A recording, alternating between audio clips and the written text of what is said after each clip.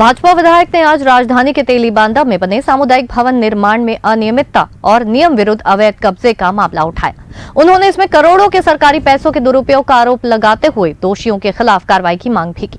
इस पर नगरीय प्रशासन मंत्री अरुण साव ने मामले की उच्च स्तरीय जांच की घोषणा करते हुए 3 महीने के अंदर इसकी रिपोर्ट लेकर दोषियों पर कार्रवाई का भरोसा सदन को दिलाया। ध्यानाकर्षण सूचना के माध्यम से भाजपा सदस्य राजेश मूणत ने ये मामला सदन में उठाया।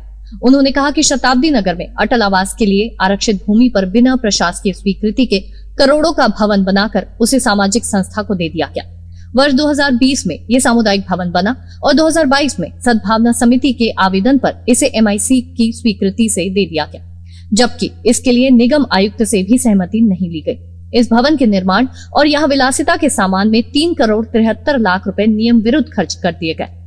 बीजेपी विधायक ने इसकी जांच कर दोषियों पर कार्रवाई की मांग की। ये छत्तीसगढ़ का एक अनोखा मामला। रायपुर नगर निगम ने ऐसे कई बड़े बड़े आयाम स्थापित किए हैं भ्रष्टाचार के, उसमें एक नया आयाम ये मिला।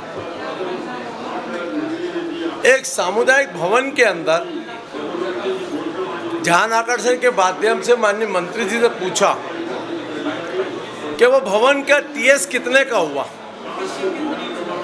भवन का निर्माण कर रहे हैं, जिस समय इंजीनियर एस्टीमेट सबमिट करता है वो कितने का है, मंत्री जी उसका उत्तर नहीं दे पाए।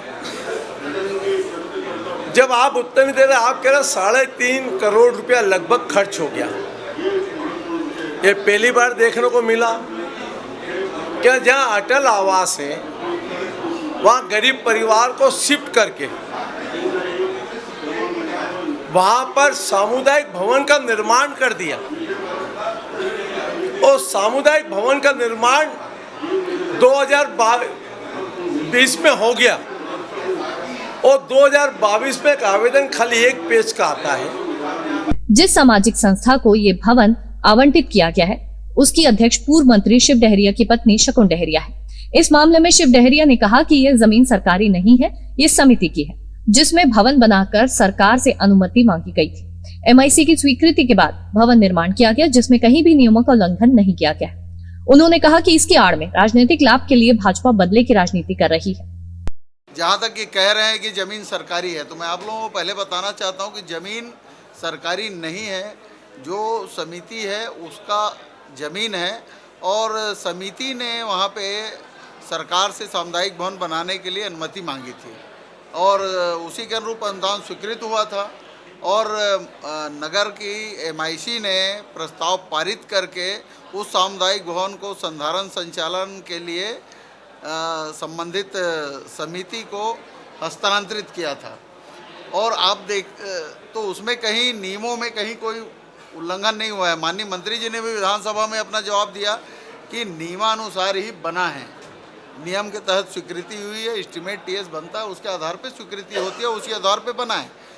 नगरीय प्रशासन मंत्री अरुण साव ने बताया कि इस भवन के निर्माण में 1 करोड़ 74 लाख रुपए खर्च हुआ, जिसमें स्मार्ट सिटी से 84 लाख, अधोसंरचना मद से 71 लाख और नगर निगम से 18 लाख खर्च किए गए, जिसके लिए निगम आयुक्त ने कोई आदेश जारी नहीं किया है। सिर्फ MIC से ही संकल्प पारित किया गया था। मामले की गंभीरता और भाजपा विधायक की मांग पर विभागीय मंत्री ने इसकी उच्च स्तरीय जांच कराकर 3 महीने में रिपोर्ट लेकर दोषी लोगों पर कार्रवाई की घोषणा सदन में की। ग्रैंड न्यूज के लिए कैमरामैन अभिषेक के साथ संजय शुक्ला की रिपोर्ट।